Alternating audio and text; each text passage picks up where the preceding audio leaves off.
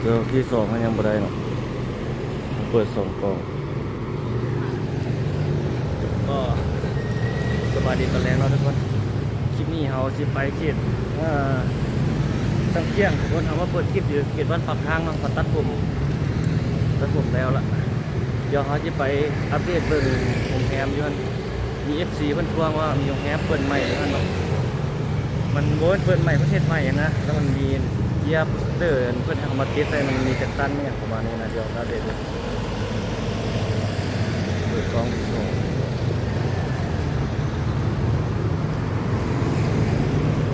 ได้แล้วเนาะ เมื่อกี้เราตัดผมออกมาทุกคนเดี๋ยวไปอัปเดตเบิ่งเนาะเอาอยู่เขตสังเกียงทุกคนไปอัปเดตเบิ่งยามแรงมื้อนี้นี่เขาอยู่ถนนสีทองเนาะเอามาตัดผมเดี๋ยวเราไปอัปเดตเบิ่งมื้อนี้จะเป็นจังได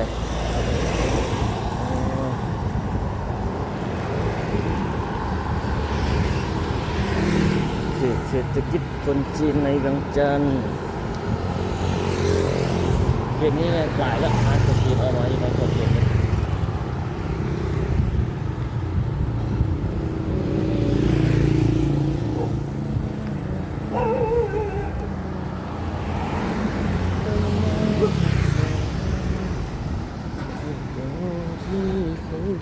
กันมาเยือนถึงโอ้รถโบราณปันไดมานี่นะแต่ละมือมานี่รถหลายเลยเขียนนี้เมื่อกี้นี่ฝนตกหาเสาคือเขาเอามือเปิดคลิปตอนทำผิดแล้วตัวซ่องที่สองเดี๋ยวหัวหอมขึ้นนี่โยผู้สาวอยู่ข้างหน้านี่ไปใส่เนาะผู้สาว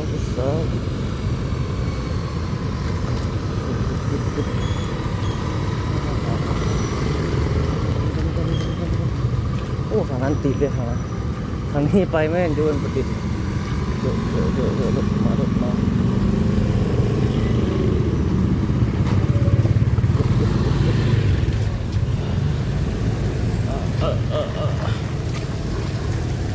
งแรม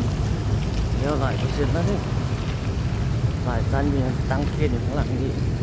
น่าจะมีตึกสูงอยู่ข้างหลังอันนี้โอ้อันนี้รถที่เข้านี่ข้ามเลนมาข้ามอยู่ทางไป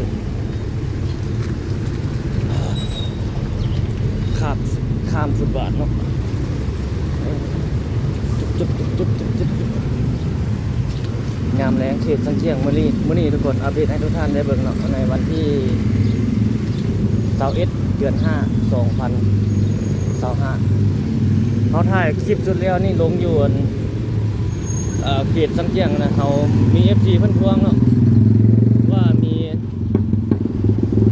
ป้ายโรงแรมนะสังเกตเบิ่งมีเฮากายไปเมื่อเห็นนี้นั่นเนาะเดี๋ยวไปเบิ่งจะเป็นสมใหม่ของตึกเลยเนาะเอาไปเบิ่ง อัปเดตเบิ่งตัวนั้นเพิ่นกำลังก่อสร้างอยู่ทุกคนเพิ่นกำลังเฮ็ดเสาเข็มอยู่นั่นแหละแต่ว่ามันมีเจียที่เป็นรูปภาพจำลองของตึกนะอยู่จุดนั้นนำนะเดี๋ยวเราสิไปถ่ายเบิ่งให้มันเป็นสมใหม่ของตึกที่จะเกิดขึ้นในจุดนี้เนาะไปเบิ่งหน้าตาของตึกที่เพิ่นกำลังเฮ็ดนะ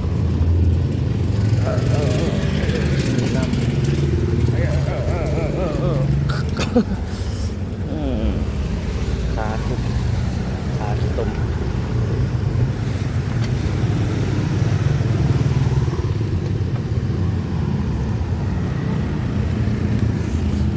ไปได้ไหม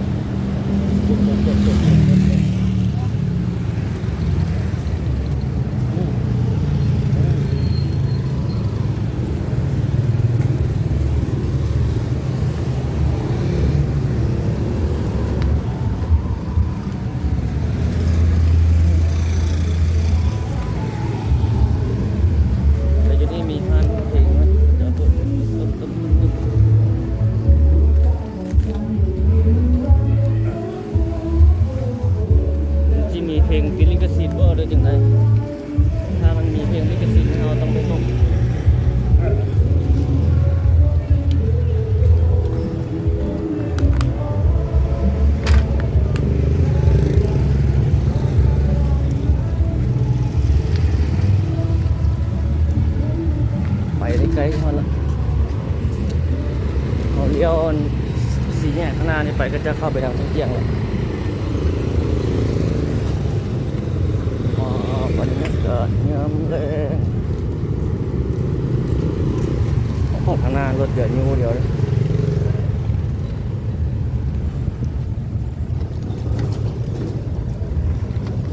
ตอนนี้ประมาณ5:40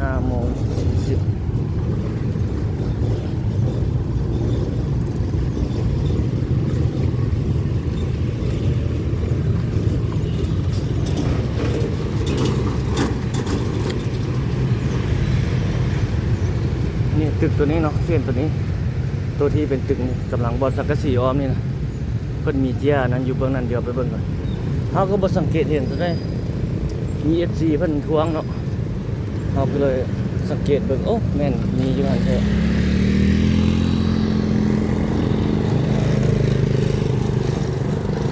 ทีนี้เพิ่นกำลังเฮ็ดเนาะทางในนี่นี่กำลังสร้างอยู่ตึกบนนี้แหละที่เพิ่นจะเฮ็ดใหม่นะจุดนี้มันมีเกียร์อยู่หั่นนี่ตึกโสมตึกอยู่หั่นเกียร์ขาวๆนั่นเดี๋ยวซูมมาตัวนี้เนาะเดินบังเสาไฟเดียวไปทางหน้านี่นึง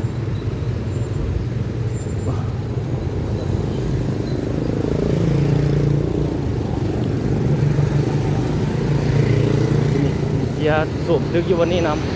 ำเดี๋ยวมาเบิ่งอ๋อแต่ว่ามันบังนั่นเลย มันบังใส่ไฟฮะนี่อยู่มั้ยเนี่ยเนาะนี่ตัวป้ายนี่ทุกคนนี่โอ้หลายสั้นเด้อแต่บ่ว่าจะทำ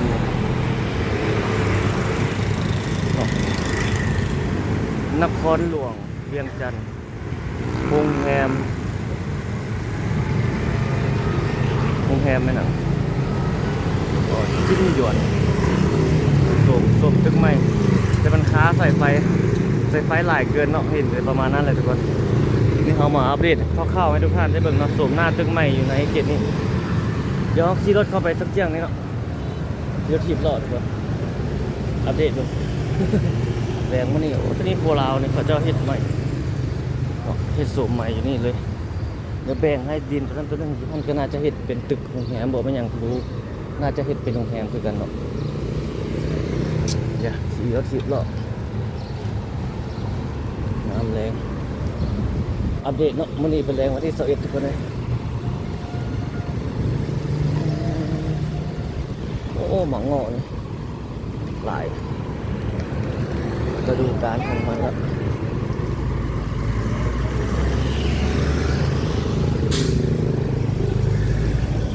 ว้าวผู้สาวทาง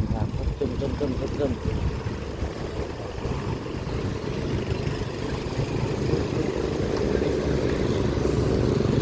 สาวแล้ว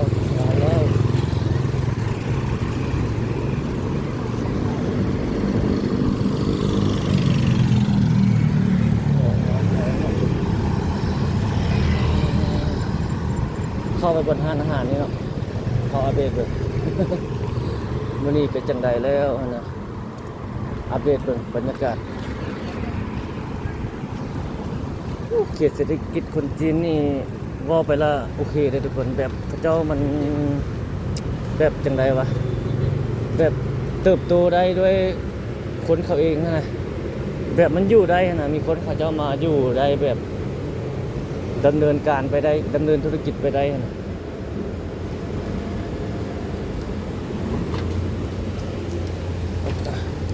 มีขายได้ซากได้อย่างนี้จะเอาไปส่งได้หนึ่งของไทยกวนไฟนี่เอามารอเบิ่งบรรยากาศยามหัวแรง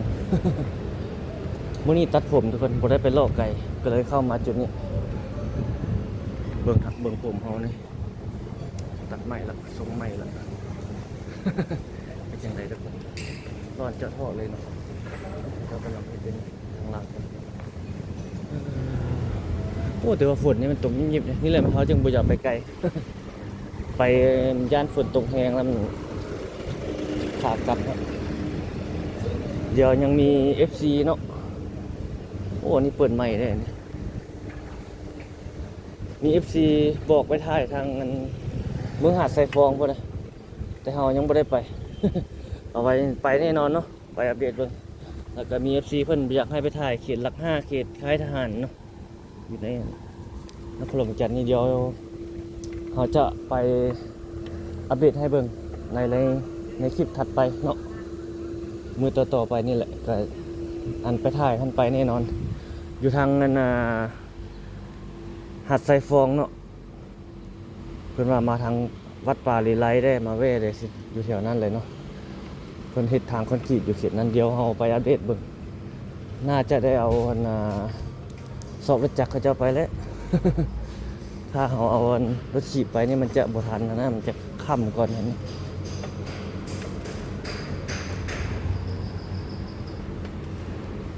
น้ำหัวแรงมาอัปเดตให้บรรดาท่านได้เบิ่งได้ชมในมื้อนี้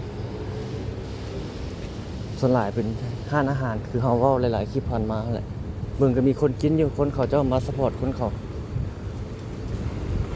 แข่งแบบมันแข่งโตได้ด้วยตัวเขาเองนะด้วยคนของเขาเองเนาะด้วยตัวเขาเองคนเขามาอยู่มานอนคือโรงแรมบ้านพักนี่โรงแรมบอกอพาร์ตเมนต์นี่มีแต่คนเขามาอยู่ร้านอาหารคือกันมีแต่คนเขาจะมาอยู่มากินกันอย่างประมาณนี้ครับถ้าอาศัยคนลาวเฮาคนประเทศอื่นนี่ก็จะมีอยู่แต่มันมีน้อยเนาะนี่ฝนตกก็กางเต็นท์ใส่เปิดไปเห็นได้จะการอาหารเนาะ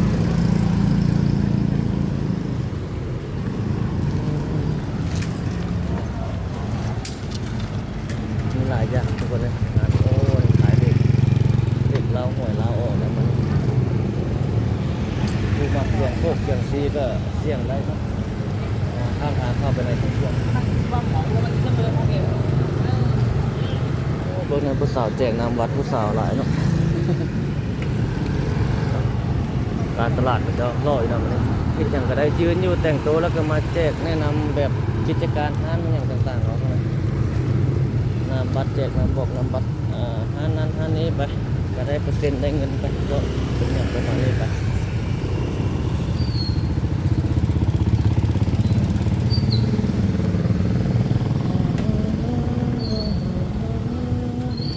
อันนี้อัปเดตล่าสุดในมื้อนี้ทุกคน วันที่11เดือน5 2025โอ้สาวหลายเนาะดูเงียบเลยสาวลาว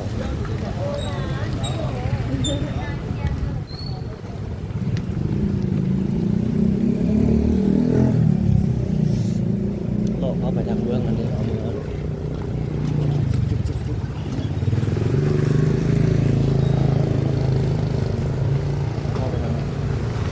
รถแล้วมันขึ้นบ่ได้เลยมันบ่เวทเลยค่อยเลยได้ทั้งขึ้นเรากำลังยืดมาช่วยไปยืดไปแล้ว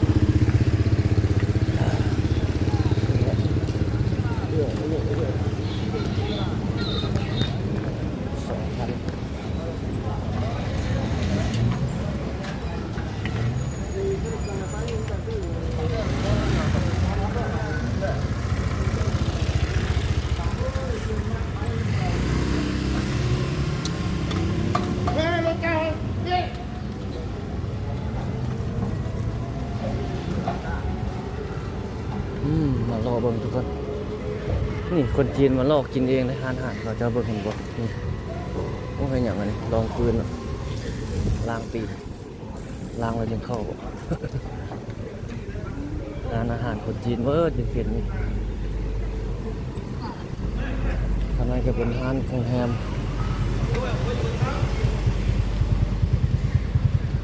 นี่ก็เป็นร้านอาหารเหมือนกัน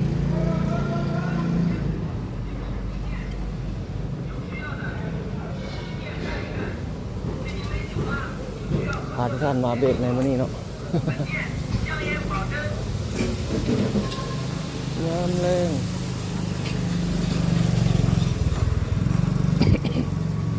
โอ้พระเจ้าอัน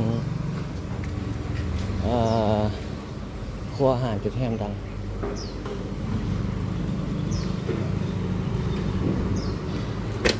เราจะเข้านี่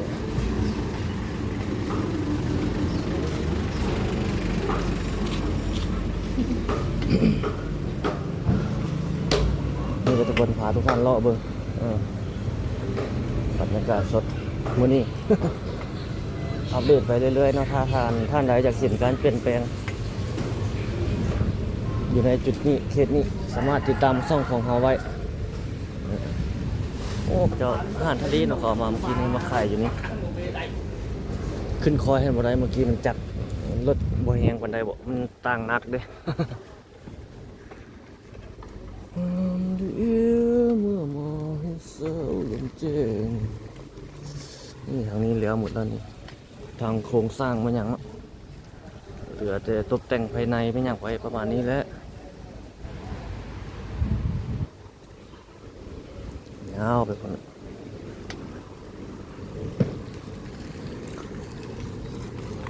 หานของหานคาอยู่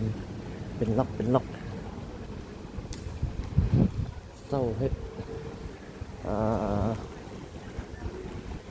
ธุรกิจไข่ไม่อย่างต่างๆไปตามอันนั้นของไข่ลาวนั่นแหละ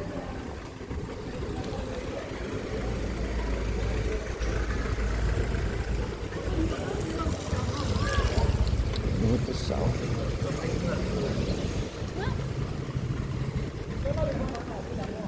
ส่วนผู้สาวกินข้าวเลี้ยงข้าว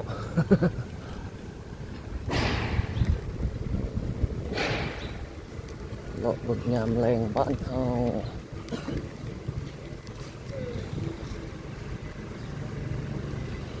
บรรยากาศยามแรงที่เขตนี้ประมาณนี้เนาะทุกคน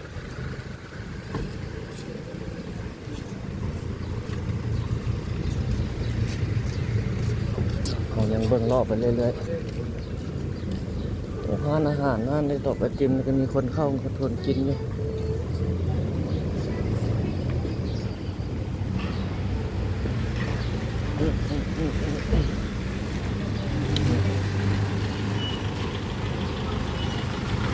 นี่ยังเข้าไปนี่เนาะจะเข้าห้องทางหน้าคนทุกคน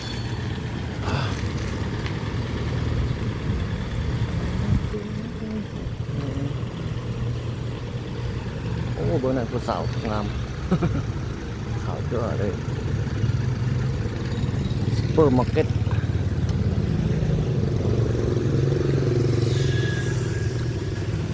นี่ทุกคนเห็นบอกบรรยากาศสดอยู่เขตสังเกียงยามแรงมื่อนี้เอามาอัปเดตหลังจากเราไปตัดผมมาพอได้ไปไกลดิเลยมาอัปเดตเขตนี้ให้ทุกท่านได้เบิ่ง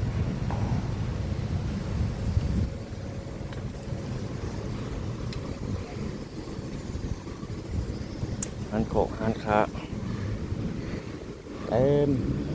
ส่วนหลายมีแต่ของจีนมาเลยอยู่นี่จีนไทยลงทอกลงทุนนี่เศร้าเป็นล็อกอยู่เบื้องนี้กำลังเฮ็ดอยู่นี่ยังหมดแล้วเถอะจุดที่แล้วก็อยู่แล้ว อาหารเนาะ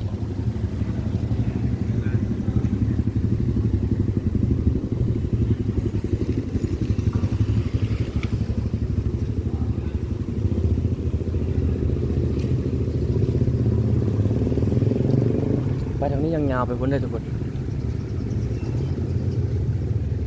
ไปทางนี้อัปเดตรัวๆไปเรื่อยๆ บนเป็นซ้ำบนเก่าก็ซ้ำบนเก่าอะไรทุกคนแต่ต่างมือเนาะอัปเดตไปให้ทุกคนได้เบิ่งเรื่อยๆผู้สาวทานอาหารทุกรุ่มที่ไปเวียกไอ้เนาะทุกรุ่มมันมีทานอาหาร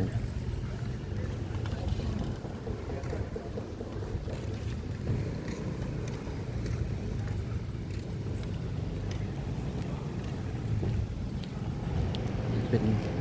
ทางนั้นกำลังเฮ็ดของแฮมอยู่ทางนั้น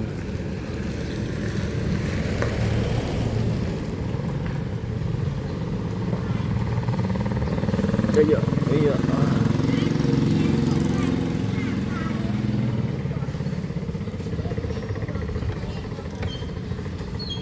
โซนนี้โซนทานอาหาร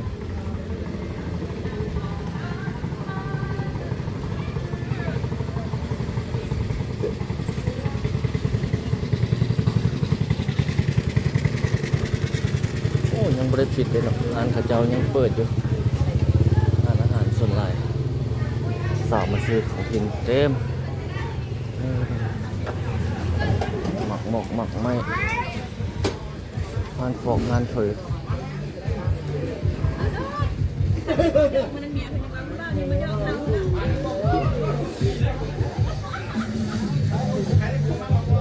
ดี๋ยวไล่กันมาอัปเดตเรื่อยๆ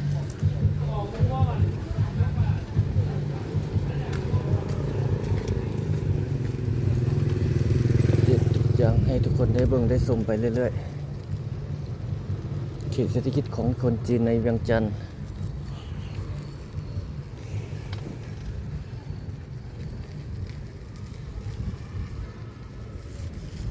ออกไปด้านหลังสังเจียงเนาะกี่เขามาเข้ามาด้านทางนั้นรถหรูรถหรูเมื่อกี้เขาเข้ามาทางหน้าเขาจะออกไปทางนี้แบบนี้สาวเวียงนครเดินนี้ออกมาพบกันสาวลาวโยมาบ่โอ้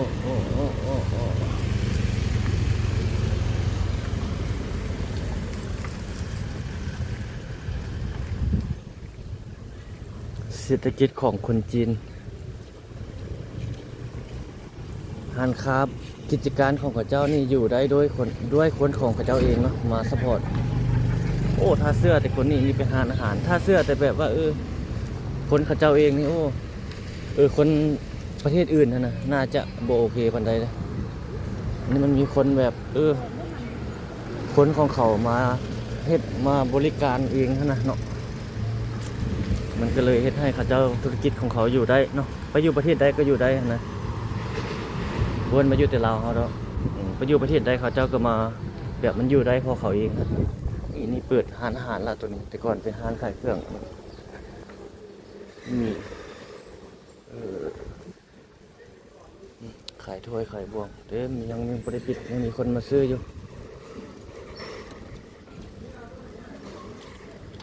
ออกมาด้านหลังแล้วบัดนี้เนาะ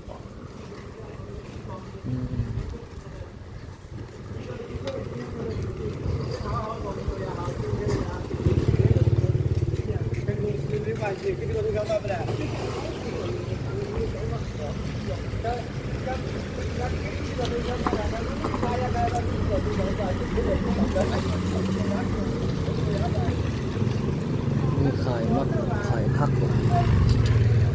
ขายผักขายมีผู้สาวเนี่ยมาซื้อ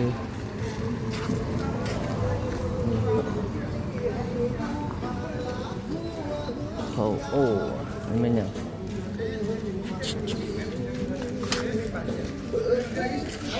ก็ได้จับเปิดเป็น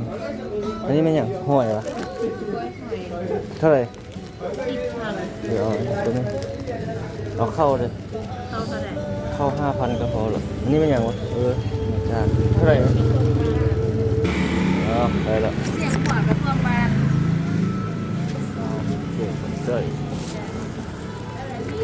ได้ของกินมื้อนี้20,000กีบงบมื้อนี้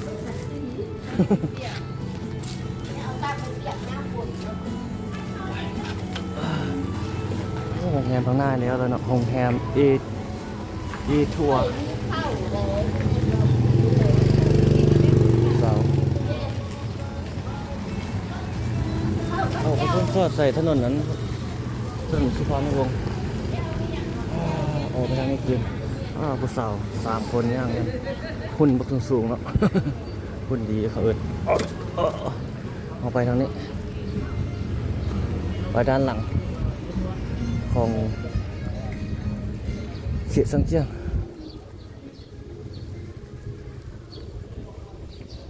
อันนี้เป็นห้องการปกครองบ้านหนองปะไน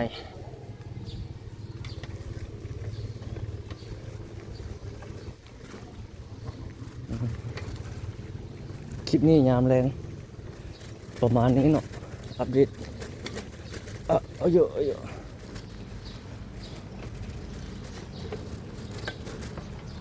โอ้นี่ต้นคูณด้วยนี่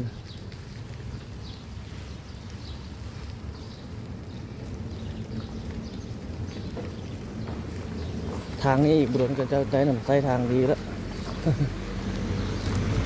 ตอนนี้มันยังบ่ทันอันนั้นเถอะแต่ก่อนยังยากกว่านี้เลยขมายมุลกมุกคกเค็กมุลกคกเค็กต้นหมกงูเข้าไปซอยนี้บ่ทุกคนซอยนี้แล้วซอดออกทางนั้นแล้วเกี้ยวออกมาทางนี้ บ่ได้มาลอดแบบนี้โดนแล้วดิมื้อนี้พาเลาะเบิ่งเอา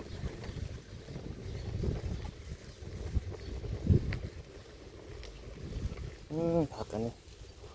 โหนเวียงจันทร์โลบรรยากาศบ้านๆ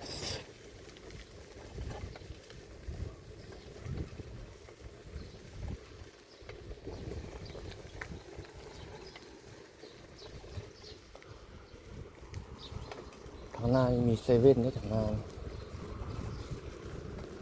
หอมนี่ก็แม่นแล้วเนาะหอมนี่หอมเซเว่น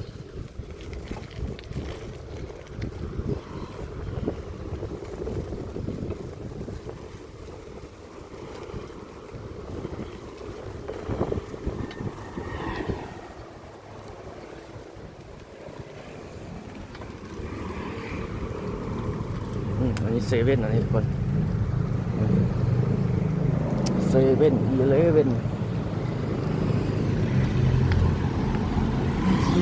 โอ้มันนี่เขาเจ้าขายเลขนี่อันนี้เป็นเซเว่นคนก็มาซื้อนั่นหลายอยู่จับจ่ายใส่ซอยมันอย่างต่างๆ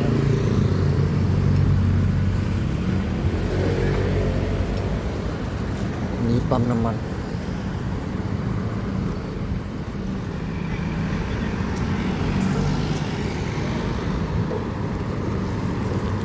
ก็เขาห้อมนี่เนาะเลาะห้อมเลยโอ้แต่ยังมีดินว่างอยู่นี่เนาะดินถางใหญ่เลยเด้หมักม่วงบรรยากาศบ้านๆโอ้เงินหลังนี้คักบรรยากาศแบบอยู่แบบวันนั้นดีต้นไม้หลายก็ตัดหญ้า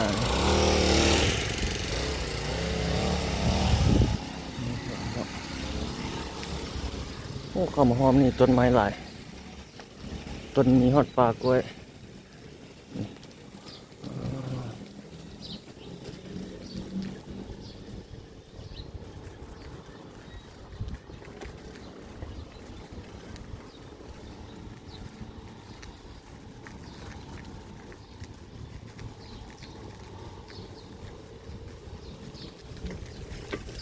ปึ๊บ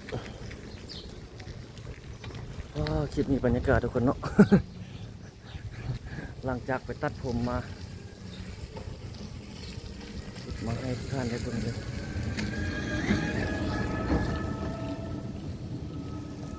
ข้าวหอมนี่ก่อนข้าวหอมนี่ยังเกี่ยวมาอีกหอมนี่ก็สอดออกคนละถนนนั้นหอมนี่มีห้องแถวหลายหอมนี่ยังมีอัน FC ท่านหนึ่งเพิ่นคอมเมนต์อยู่ในคลิปเนาะเพิ่นว่าอยากให้เรารีวิวแบบห้องแถวแล้วก็เป็นร้านค้าขายทันใดนะเดี๋ยวเขาจะไปรีวิวให้ทุกท่านได้เบิ่งนะว่าจะอยู่จุดใดดีเนาะคิดบ้านปากทางก็มีทุกคนเนาะตลาดตัวนั้นมันยังบ่ได้เต็มเดี๋ยวเราไปรีวิวตลาดตัวนั้นให้ทุกท่านได้เบิ่งในโอกาสหน้าเป็นตัวนั้นเป็นตลาดชุมแต่ว่าคนเขาเจ้ายังบ่ได้อันนั้นหลายแบบมันก็บ่ได้คึกคืนปานใดนะแต่ว่ามันมีจุเขตนะมันมีห้องแถวพร้อมแล้วก็มีตลาดพร้อมน่าจะโอเคอยู่เนาะตลาดก็เป็นตลาดที่เพิ่นเฮ็ดใหม่ดีอยู่เนาะทุกคนเนาะทางเข้าไปตลาดเป็นทางไปตรงหมดเลยแต่ว่าคนโบค่อนข้างจะโบไปหลายปานใดเนาะค่าเช่ามันน่าจะยังโอเคอยู่เลยทุกคนเพราะว่ามันยังมีห้องว่างห้องอย่างหลายนะมันยังไม่ได้เปิดแบบว่ามันเต็มร้อยนะ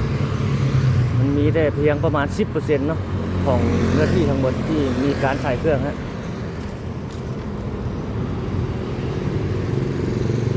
เข้าห้องนี้ก็ได้ทุกคนบอกเข้าเลยเนาะเข้าห้องทางหน้าพุทธะ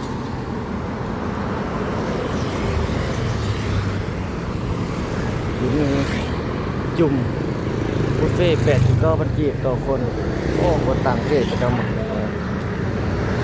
อาหารจีนนี่อันนี้เขตวัดอุโมงค์ทุกคนเขตนี้ห้อมนี่ก็เข้าไปได้เดี๋ยวเราจะไปเข้าห้อมถัดไป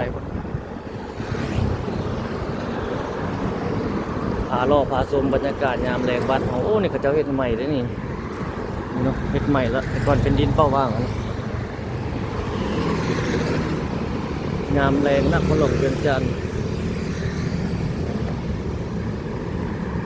นี่ก็ทำขี่ตามฟุตบาทนี่ส่วนหลายจะเจอรถจอดอยู่แบบนี้บางบอนก็มีห้างขายเครื่องเขาห้องนี้เนาะบ้านอุโมงค์ห้องผม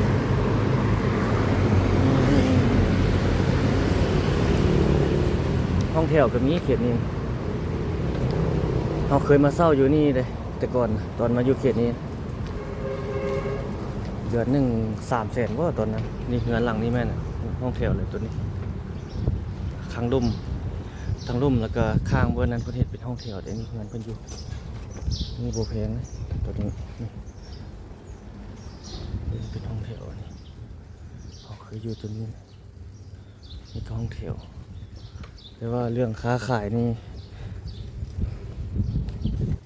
ห้องแถวมันมีหลายเนาะ แต่ว่าคือจุดทำเลค้าขายนี่อันตามเพิ่นเว้าเพิ่นเพิ่นมาคอมเมนต์ในคลิปของเขาฮะ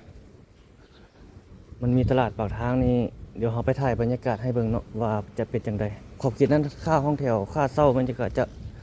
ค่อนข้างจะโบนสูงปานใดนะแล้วก็เห็นเขาเจ้าก็มีพ่อค้าแม่ค้าไปอยู่แต่ว่าผู้มาใช้บริการนั้นบ่หลายปานใดว่าไปแล้วก็จะหย่อมเยานิดนึงเนาะถ้าเขตตลาดหนองด้วงบ่ตลาดแรงอันนี้เขตนี้มันคนหลายแล้วกว่านี้แต่ว่าถ้าจองเนื้อที่มันก็น่าจะแพงเนาะเพราะว่ามันหลายจุดนั้นมันยังว่างหลายถ้าวางแผนไว้ในอนาคตนี่โอเคอยู่เนาะ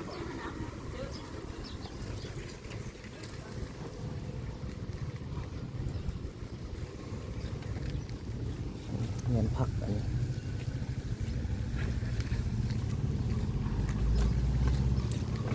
งามแล้วนครหลวงเวียงจันทร์บ้านเฮาอัปเดตให้บรรดาท่านได้เบิ่งได้ชมเรื่อยๆ โอ้ทางหน้าเฮือนสองหลังนี่คล้ายคือเดียวเนาะทรงเฮือนนะหน้านี่มีตึกยงแฮม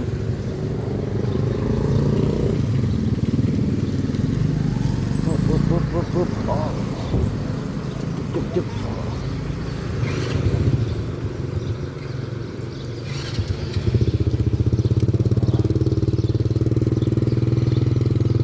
โอ้นี่เราเอาแล้วมาขายร้อยเดี๋ยวมาเบิ่งจุ๊บเนี่ยยังโอ้หน่อไม้หมักโม โทษดี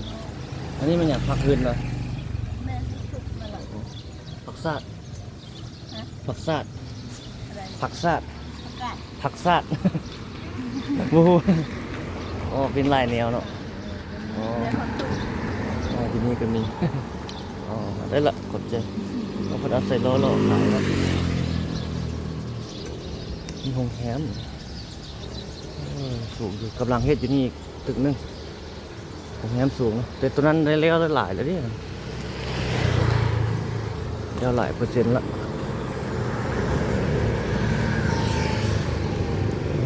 ตัวนี้ก็จะได้ประมาณนี้ละตัวนี้แล้วหลายแล้วเนาะมีน้ำพุอย่างตัวนี้น่าจะเป็นไม่อย่างเขาจะคือมันว่าโรงแรมที่เป็นน่าจะเป็นอย่างสักอย่างจะแต่งงามเลยเดี๋ยวเพิ่นเปิดก่อนนะเราจะมาถ่ายอีกครั้งว่าเพิ่นจะเป็นยัง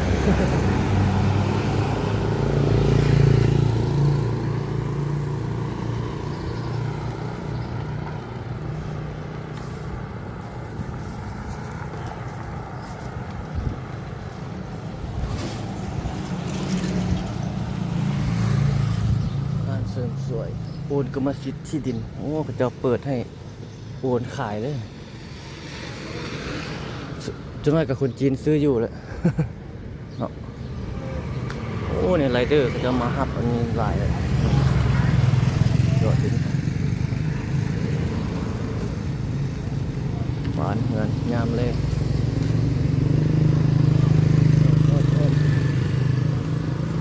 ผู้สาว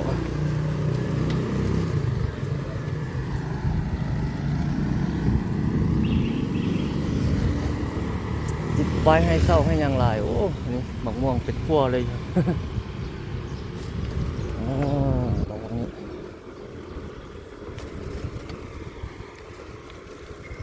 อยู่ข้างหน้าเขามีอันนั้นกำลังจะเปิดอีกเลยทุกคน กำลังสร้างนะบนกำลังจะเปิดโอ้มื่อนี้จะเป็นยังไงว่าแบบลอยเกินไป ต้องขอโทษขออภัยนะทุกคนโรงแรมกำลังจะเฮ็ดนะน้ำแรงมื่อนี้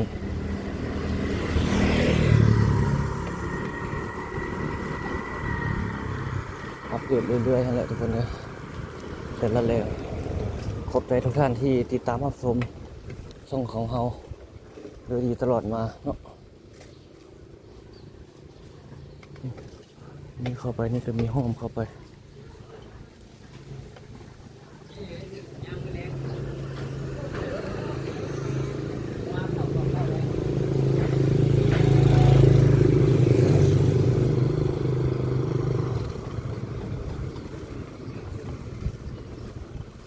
น้ำแรงเพิ่มน้ำสด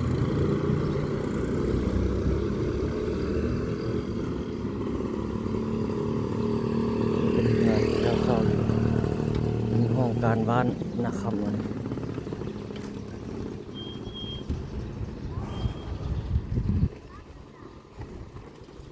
นี่ก็ขายอันนี้ดินพร้อมเฮือน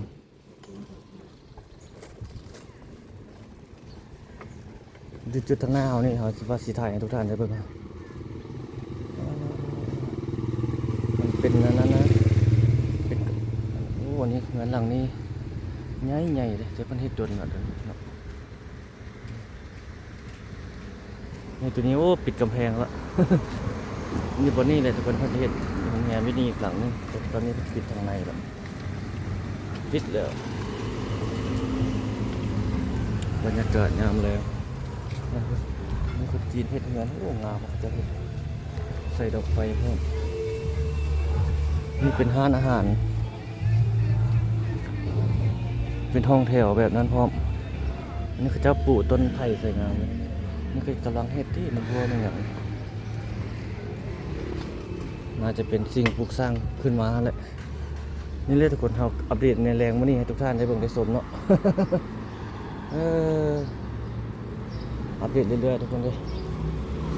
การเปลี่ยนแปลงการสร้างสร้างพัฒนาเกิดขึ้นเรื่อยๆถ้าท่านใดอยากเห็นช่องของเราไปถ่ายคลิปได้ก็อย่าลืมติดตามนั่นแหละเราอัปเดตการส่วนหลายก็อยู่ในขอบเขตนครหลวงกันนี่แหละนะคลิปนี้ประมาณนี้เนาะขอบใจทุกท่านที่เข้าติดตามรับชมทุกคนเดี๋ยวเอาไว้พบกันใหม่ในคลิปวิดีโอถัดไปว่าเราจะไปถ่ายใส่ให้ทุกท่านได้เบิ่งกันนะอย่าลืมกดติดตามช่องของเราไว้นะถ้าท่านใดยังไม่ทันติดตามเอาขอบใจเนาะพบกันใหม่ทุกคนสบายดีจบดิ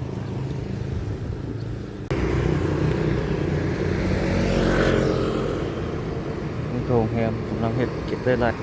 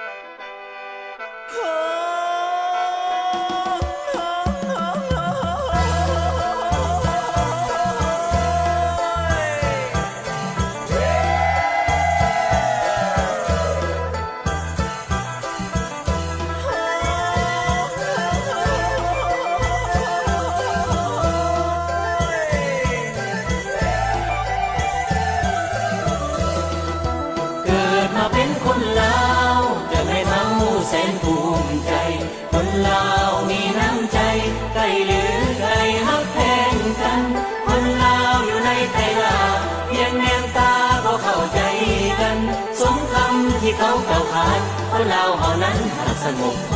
งเย็น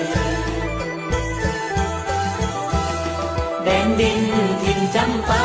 สมสารยากับแมวเสียงแคนธรรมศาสตร์สวยงามแห่งอาบน้ำใสใส่ลมพัดเย็นใครมาแล้วบ่อยากจากตกหลุมหาเมื่อได้มาเห็นยังมีหลายคนที่เป็นมรดกโลกที่เขาสร้างลือกันคนลาวฮักหอป้องน้องมี22มีคลอง14มีบุญประเพณีหลายหอยปีที่สืบสานส่งเรือบุญออกพรรษาถึงเดือน5ปีใหม่สงกรานต์เดือน6ที่เขาเก่าขานเอาพากันละมาเสริมบ้าน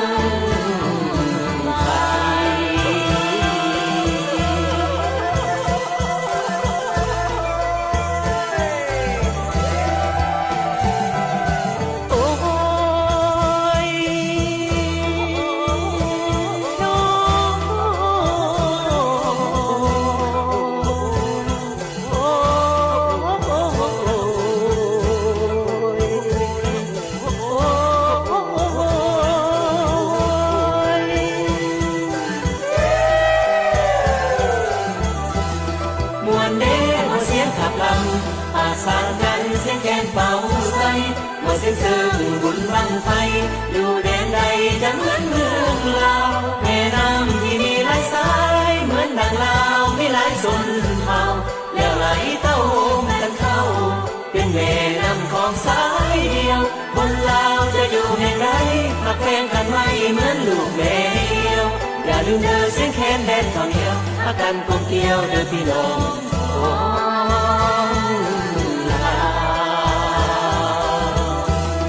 ปีใหม่ขอพักการกลับเมื่อบ้านสมมาพ่อแม่และลึกคุณที่ดูแลเลี้ยงลูกจนใหญ่กาหนาวถือเป็นมือสันทันดีเป็นประเพณีของปวงชนลาวแล้วแต่ถ้าควันพาเขาเต้าวงกันเข้าผูกแขนเดินควันมาเด้อควันเอ้ยมาเด้อควันเอ้ยมาเด้อควัน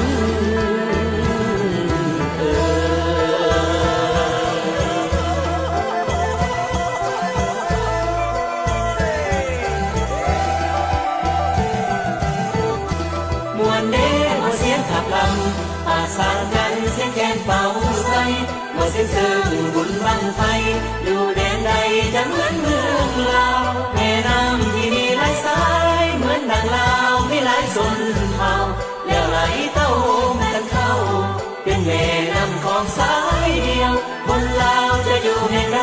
มาแข่งกันไม่เหมือนลูกแม่เดียวอย่าลืมเด้อเสียงแคนแดนข้าวเหนียวพักกันกลมเกลียวเด้อพี่น้อง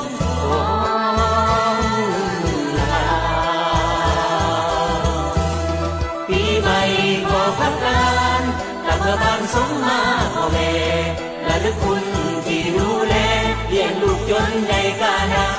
วถือเป็นมือสันทันดีเป็นประเพณีของปวงชนลาวแล้วแต่ถ้าควันพาเขาเต้าวงกันเข้าผูกแขนเดินควันมาเด้อควันเอ้ยมาเด้อควันเอ้ยมาเด้อควัน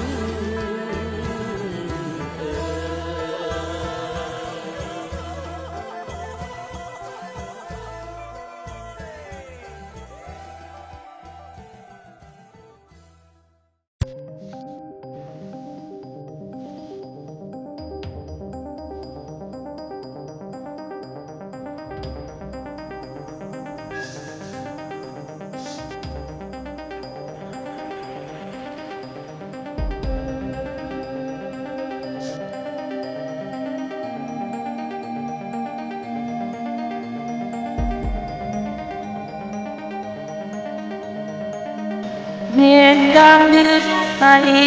กลับมาได้นอนหลับฝันเงินน้องจงพาเงินอันตั้งตาเห็นดาวตายคอยกองหาน้ำตาดักทุกวันส่วนใจที่คิดเด็ดตามใจความรักเก่าหายหมดเลย ยงแค่ไหนวันเมื่อวันได้กินแล้วเสียงก็คือเสียงของอันน้องจงจดจำคอยคำที่ออกจากใจก็นึกถึงน้องนาไปเดินส่วนหัวใจมอบให้เองหากปวดหามีสัตว์คนได้เพียงสองความโศกกับน้องก็มีน้ำตาได้อยู่เพียงสาวพักเท่านั้นบ่ทิดยาบอกรับเที่ยวบ่มียำหาโอ้วันงานก็ลืมเดินหน้า